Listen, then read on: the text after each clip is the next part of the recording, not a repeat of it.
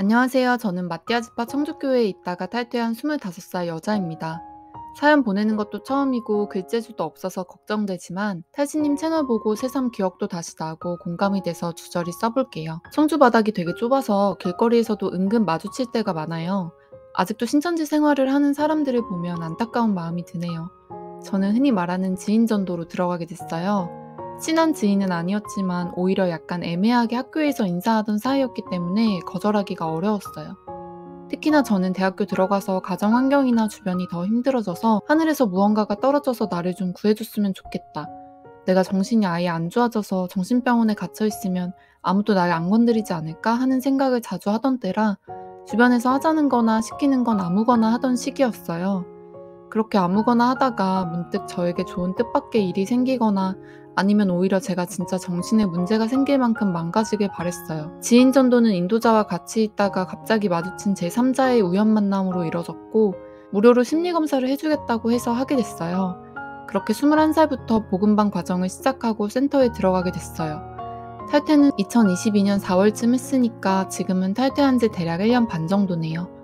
센터에서 흥미진진한 에피소드는 딱히 없었지만 남자 전도사분의 말이 기억이 남아요. 저는 평소 의류 자체에 관심이 많기도 하고 여러 스타일의 옷을 좋아해요. 짧은 치마를 입고 간 날이었는데 남자 전도사분이 보더니 그렇게 입으면 불편하지 않냐고 물어보더라고요. 처음엔 그냥 무슨 상관일까 싶었지만 괜찮다고 했어요. 센터 의자에 앉으면 아무래도 조심스러우니까 제가 다리에 방석을 덮고 있었어요. 그런데 다시 한번 저를 보면서 불편하지 않냐고, 그렇게 입고 다니면 남자들이 무슨 생각을 하는지 아냐고 말하더라고요. 원래의 저라면 그 말을 듣고 바로 싸웠을 테지만 그 당시 저는 저녁센터에 다녔고 아르바이트하고 학교 수업 듣고 하다 보면 체력적으로 저런 말에 다 반응하기가 버거워서 그냥 가만히 앉아 있었어요. 당시 화가 났던 건 제가 성적으로 예민한 경험도 있고 그걸 알고 있음에도 저딴 말을 아무렇지도 않게 해서 더 그랬던 것 같아요. 탈신님과 공통점이 있다면 저도 센터 과정을 2번이나 들었던 사람입니다. 처음 센터 들었을 때 고등 과정이 끝나고 새가족으로 넘어가는 과정에서 우울 성향이 너무 심각해서 부서에서 반려되었거든요. 그리고 저도 유급센터 때는 강사 스피치를 했는데 흑역사입니다. 분반에서 2명 뽑는 건데 유급자를 안 시킬 줄 알았더니 시키더라고요. 그래서 센터 과정을 다시 한번 더 듣고 입교를 했어요. 이때 기억나는 점이 유급센터 듣는 동안 알게 된 다른 수강생 섬김이가 제가 입교하고 나서 계속 전화번호 달라고 해서 줬더니 텔레그램으로 밥을 사준다고 하고 자기 직장 놀러오라고 엄청 연락이 왔었는데 끝까지 읽고 씹거나 답장을 안 했어요. 그런데 한 달 뒤였나? 교회 광고 시간에 그 사람이 근신사유로 이성 문제가 떴었던 기억이 나네요. 신천지에서는 내부적으로 이성교제 금지해도 뒤로는 할 거 다 합니다. 청주센터만 그런지 모르겠지만 센터에서도 청년 MT 가면 체력훈련 한두 시간씩 시킵니다. 사람이 죽었음에도 과실치사 500만 원 내고 끝난 빛의 군대 사건을 자료 찾으면서 알게 됐는데 센터 수강생한테까지 강도만 약하고 비슷한 프로세스를 또 만들어서 하고 있다는 것에 학을 뗐습니다. 또한 신천지 입교한 사명자들도 실적을 달성하지 못하면 암암리에 그런 훈련을 계속했었죠.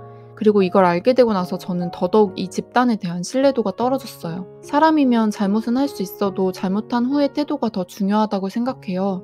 그런데 은폐만 할 뿐 저처럼 직접 찾아보거나 오래되었던 사람이 아니면 아예 모를 정도이니 너무 폐쇄되었다는 생각이 들어요. 어쨌든 그렇게까지 센터 유급과정을 했던 이유는 교회에 소속되면 제가 가지고 있는 현실에 대한 불안한 감정이 조금 나아질 거라고 생각했어요. 사람이나 물질의 기대도 소용이 없어서 마지막으로 신이라는 존재에 기대면 달라질까 싶어서 센터 과정이 힘들어도 꾸역꾸역 들었습니다. 지금 생각해보면 참 안타깝고 그때의 저를 말리고 싶습니다. 신천지에 들어가서는 센터처럼 고정 일정인 월화목금이 없을 뿐이지 전도, 헌금, 각종 행사, 봉사 등 여러 가지 일정을 소화해야 했고 갈수록 제 시간이 많이 사라지기 시작했어요. 저는 처음 들어가서도 그렇게까지 열성 있게 활동하는 사람이 아니어서 예배와 아침 모임 정도만 나가다 나중에는 예배만 나갈 정도였고 그때가 마침 코로나가 딱 시작할 즈음이었어요. 막상 신천지 입교하면 대단할 것 같지만 일정만 빡빡하고 안 좋은 말만 계속 들었습니다. 실적 채워야 된다, 이래야 된다 등 영적인 가족이라고 하지만 부조리한 면이 참 많았어요. 제가 정말 정신적으로 바닥을 계속 내려가던 시기여서 이유도 없이 혼자서 길 가다가 울고 버스에서 울고 우울증으로 힘들 때 원체 말을 세게 하는 성향의 어떤 사명자가 저보고 너가 그런 생각을 할 수 있는 것도 안 바빠서 그런 거야. 엄청 바쁘면 그런 생각도 못해 라고 말했어요. 저는 일반 성도였으니 이 정도 기분 나쁜 말을 들었지만 실제로 진짜 교리가 맞다고 생각해서 열심을 다하시는 분 중에 폭언을 듣는 사람들도 꽤 많이 봤습니다. 탈퇴를 결심한 계기는 사실 대단한 계기가 있었다기보다 센터 때부터 이상한 점이 많이 쌓였었어요. 서로 친하게 지내라면서 학교나 학과 전화번호 정보 등 연락을 개인적으로 금지하던 점이 이해가 안 갔고, 센터에 있으면 대상자, 인도자, 섬김이 조합인데 제가 처음 센터 들을 때 항상 한 명이 중심이고 나머지는 들러리 느낌이 강해서 왜 모든 팀이 다 저럴까 생각하긴 했었어요. 그게 한 명을 포섭하기 위한 프로세스라는 걸 천사 공개 때 알게 돼서 의문이 풀렸고요. 또 사람마다 교회마다 다르겠지만 신천지 입교하니까 은근 급을 나눈다고 해야 하나? 그들은 우리는 성 안 사람이지만 센터나 아직 신천지를 모르는 사람은 성 밖이다 라는 이야기를 은연중에 많이 해요. 그러는 와중에 또 교회 등록과 총회 등록을 나누면서 총회 등록이 진정한 가족이다 라고 말하는 사명자도 보고, 실제로 제 앞에서도 그런 말을 한 사명자도 있었어요. 그걸 보면서 이해가 안 갔던 건 센터 중등에서 고등과정부터 수강생들에게 감사원금을 강요하면서 그럼 성 밖 사람인 센터 수강생한테는 왜 교회를 위해 돈을 내라는 건지 이해가 잘 안 가더라고요. 특히 제가 유급해서 센터를 들을 땐 청주교회 성전 짓는다고 고등 수강생한테도 건축헌금을 걷었어요. 이것도 웃긴 건 첫 센터 때도 좋은 기회다, 하나님 나라에 보탬이 되는 일이다 하면서 건축헌금 걷더니 유급해서 센터 들을 때도 똑같은 레퍼토리로 수강생한테 건축헌금을 걷었다는 거예요. 실제로 교회를 짓긴 했지만 대략 몇 년 동안 저 명목으로 일반 성도든 센터 수강생이든 돈 엄청 걷었을 거예요. 그리고 10만 수료식에 갔었는데 보통 상식적으로 수학여행을 간다고 해도 얼마를 내는지 사전에 공지하고 가는데 신천지는 그런 개념이 없더라고요. 10만 수료생 대관비랑 교통비 등등 첨부해서 10만 수료식 갔다 온 다음 일주일 뒤에 공지방에서 7만 원씩 교회로 입금하라고 텔레 공지가 내려왔었어요. 그 와중에 항의가 많아서 나름 자기들은 교통비는 제외해준 거다, 교회 측에서 부담해준 거라고 했는데 실제로 공제했는지 내역은 모르겠고 말만 돌았어요. 성주교회 사람만 몇 명인데 7만 원?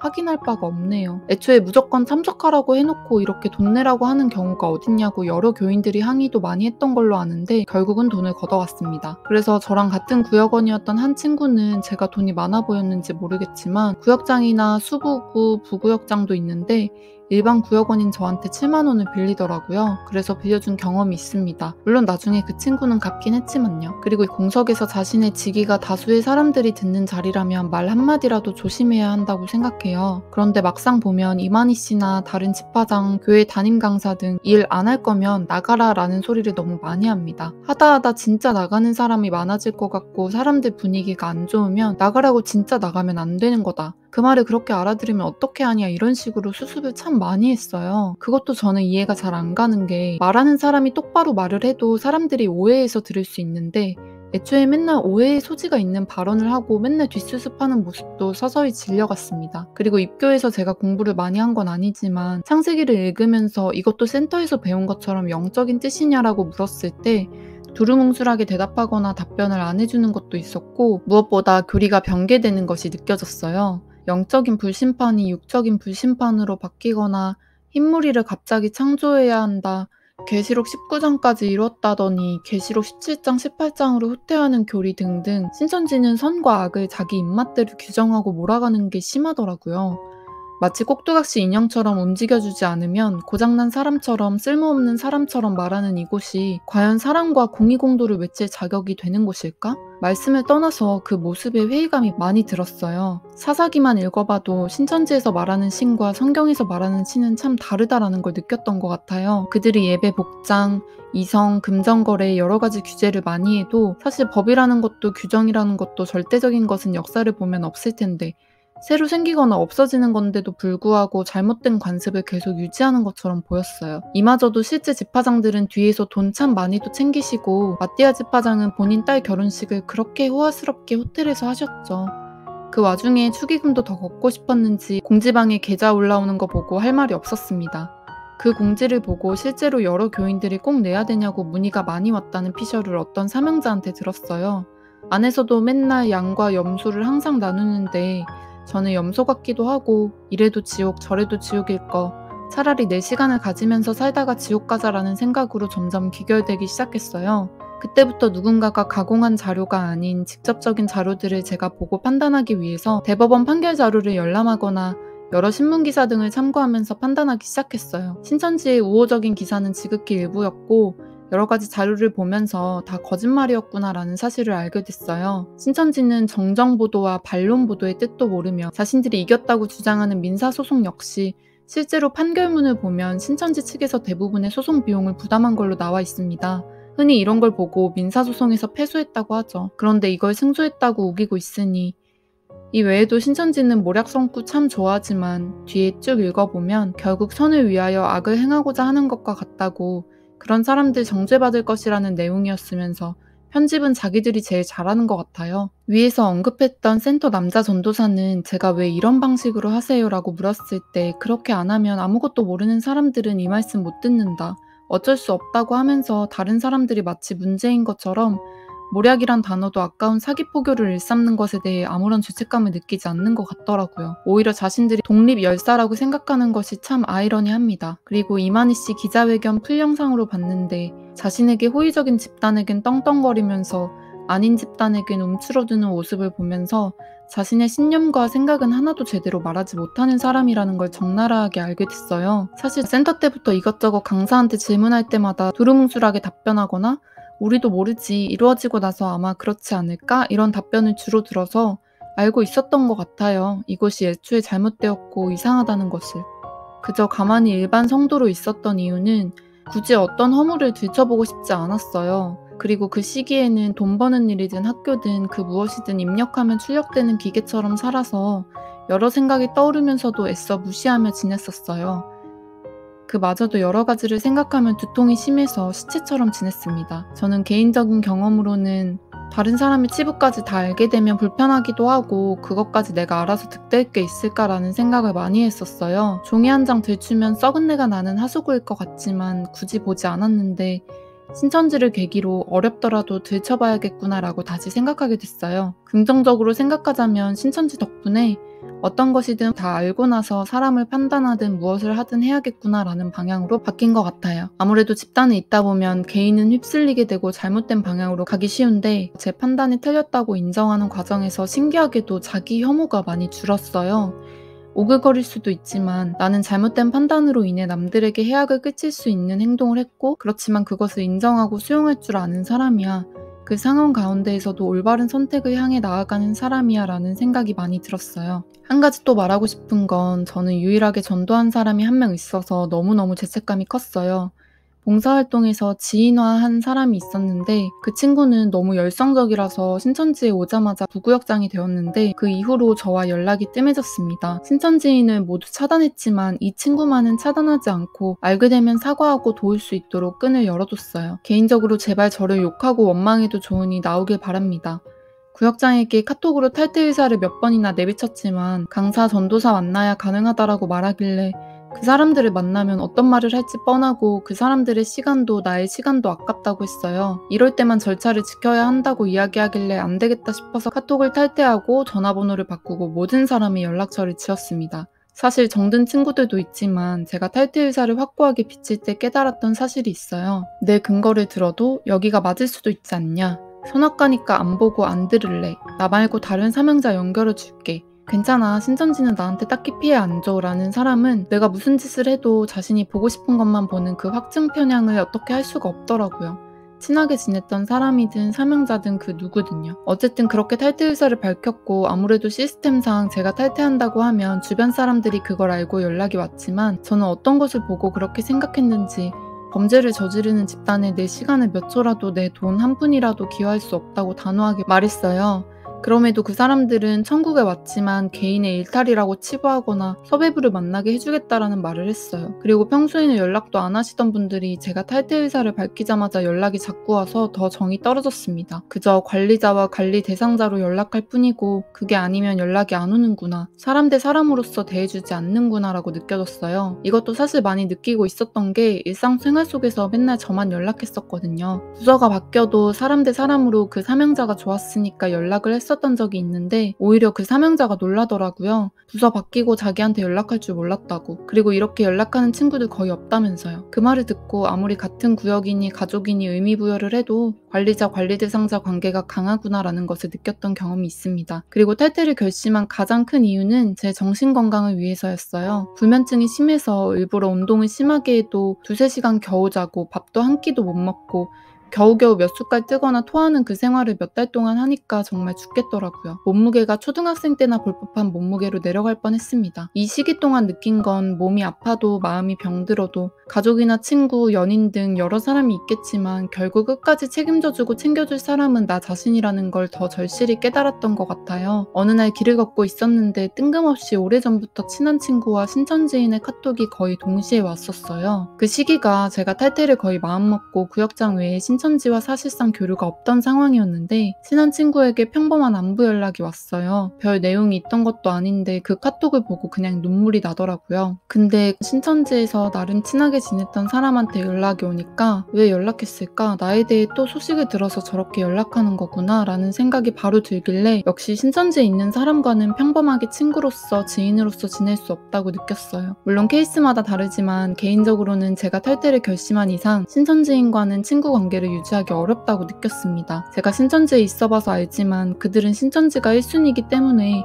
항상 만나도 거의 전도 목적 아니면 사명자라면 신앙관리 목적이기 때문에 신천지에 있는 사람과 연락을 지속하면 순수한 의도든 아니든 제가 그걸 계속 판별해야 하고 결국 목적인 재입교 권유나 혹은 전도 때문에 나를 만난다면 그 사람 자체가 싫어지고 혐오스러울 것 같아서 모든 사람을 차단했습니다. 탈퇴를 하고 1년 동안 집에서 쉬면서 처음엔 사람도 아예 안 만나고 오직 책만 읽다가 운동도 시작하면서 건강을 회복하고 취업을 하게 됐어요. 그러면서 다른 사람과도 점차 교류가 많아졌고요. 계약직이라서 취업했다가 기간 만료로 인해 지금 또다시 재취업 준비를 하고 있어요. 저도 종교를 더 이상 가질 생각은 없고 과거도 현재의 저도 너무나 다른 사람이 되었지만 그 어떤 모습이든 제가 좋고 위로해줄 수 있게 됐어요. 제가 못나더라도 못하더라도 그 모습도 제 자신은 아껴줄 수 있으니까요. 정말 이 외에도 여러 가지 일도 있었고 기억이 안 나다가 생각이 문득문득 튀어나오긴 해요. 그럼에도 과거 또한 지우고 싶지 않아요. 너무나 힘들었고 위로가 필요했던 시기에도 자신을 못 살게 군 건 다른 사람도 아닌 바로 저니까요. 이젠 왜 그랬는지도 알겠고 설령 또다시 그런 일이 있더라도 이겨낼 수 있을 것 같아요. 저는 가족 신앙이 아니었기 때문에 가족이 얽혀져 있으면 나오기가 어렵고 무엇이라 말해야 할지 모르겠지만 적어도 나이 때문에, 직위 때문에, 친한 사람들 때문에라는 이유로 탈퇴를 미루시진 않았으면 좋겠어요. 저도 신천지 사람 외에는 친구나 인간관계가 굉장히 협소하고 편협했는데 취업하고 여러 가지 활동하다 보면 또 많진 않아도 새로운 분들 만나게 되더라고요. 냉정하고 매정하게 들릴지 모르겠지만 태어날 때부터 관 속으로 들어가는 그 순간까지 모든 순간 자신을 사랑하고 바라봐 줄 수 있는 건 본인뿐이니까 탈퇴자분들 모두 자유롭게 원하는 모양대로 살아가셨으면 좋겠다는 생각이 들어요. 그 누구도 자신의 인생을 대신 살아주지 않으며 누군가의 강요로 인해 선택을 했어도 그 선택의 책임은 잔인하게도 본인에게 돌아오니까요. 신천지는 누군가에겐 가해자이며 동시에 피해자가 되는 시스템이라서 신천지 같은 종교나 다단계가 더 무서운 것 같아요. 제가 잘못한 일을 합리화하고 회피하고자 하는 생각은 절대 없어요. 또한 저를 전도한 인도자 역시 원망할 생각도 없고요. 누군가를 원망하는 마음도 가지고 있으면 저한테 독이 되더라고요. 저도 탈신님처럼 인도자한테 카톡이라도 보내고 싶은데 제 인도자는 저보다 먼저 나갔는데 교리보다는 신천지 생활이 빡빡해서 나간 걸로 알고 있어요. 그래서 그런지 제 연락은 다 차단하고 안 받더라고요. 절 봐도 모른 척하고 말도 안 걸고. 같은 학교라 코로나 완화될 시기에 어쩌다 마주쳤는데 제가 먼저 아는 척 했습니다. 그럼에도 제 연락이나 카톡은 절대 안 읽더라고요. 그 친구도 오죽 힘들까 싶어서 더 이상 연락하진 않았습니다. 그 친구도 이제는 마음 편히 잘 지냈으면 좋겠네요. 다들 힘내셨으면 좋겠어요. 자신이 선택했던 것들이 잘못되었고 혹은 어쩌면 부정하고 싶은 마음을 직면하고 나아가는 게 얼마나 힘든지 사람마다 각기 다르겠지만 시간이 오래 걸려도 느리더라도 꼭 자신의 길을 다시 회복하시길 바래요. 생각나는 대로 막 쓰다 보니까 너무 길어졌네요. 한 번 더 제 과거를 돌아볼 수 있도록 도와주셔서 감사해요. 탈신님도 원하는 방향으로 살아가셨으면 좋겠어요. 같이 힘내요. 화이팅!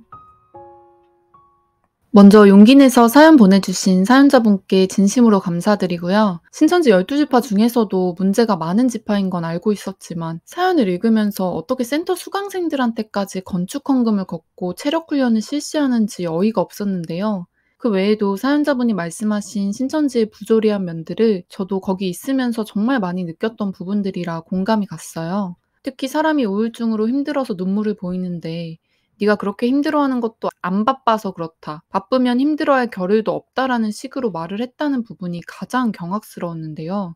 실제로 저도 그런 류의 소리를 신천지에서 정신교육을 받을 때 사명자들이 일시키기 위해서 여러 번 하는 걸 들었었어요. 거기서는 절대 아파서도 안 되고 힘들어서도 안 되고 오로지 쉴 틈 없이 일만 하게 만들려고 들들 볶는 모습이 다시 생각이 났는데요. 그런 곳이 과연 하나님이 계시는 천국이라고 할 수 있을까요?